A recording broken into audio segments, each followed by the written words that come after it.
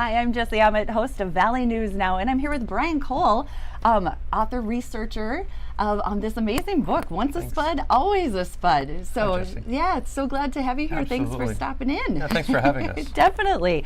You're going to be on North Dakota Today a little bit later, so make sure you watch that as well.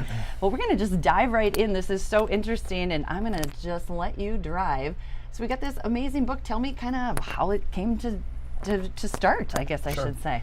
It was about 6 years ago. Our superintendent at the time, her name was Lynn Kovash, and we were opening a few elementary schools, a new middle school, and Dr. Kovash put a few committees together.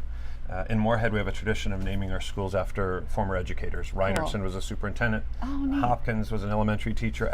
Robert Asp was a counselor. Oh, wow. I did not know And, that. That's interesting. So, we knew this new elementary school was going to be built. Dr. Yeah. Kovash said, let's put a committee together to see what former educator would be deserving. Wow. And there's maybe 4 or 5 of us on the committee. Okay.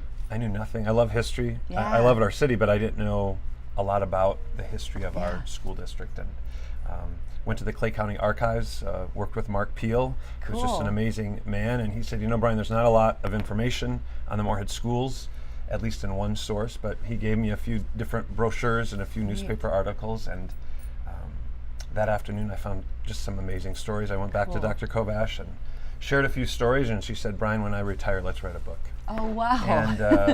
And so that's where the idea came from. Cool. Unfortunately, Dr. Kovash passed away a few years ago, Oh, I'm sorry.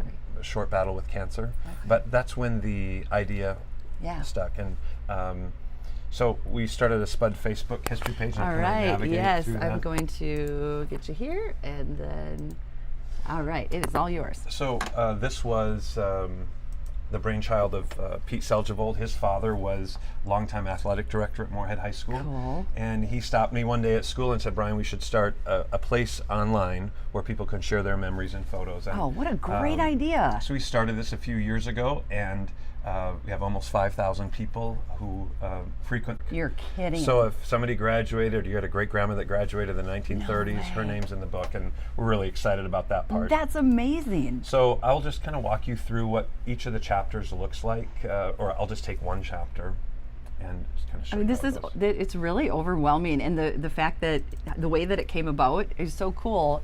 People have these ideas sometimes, but you acted on it. You actually did it. And look at this. So every chapter starts with a photo from the era. Will they be able to see my cursor too? Yeah. Okay. Yes. So anyway, this is our football team that practiced down at Woodland Park.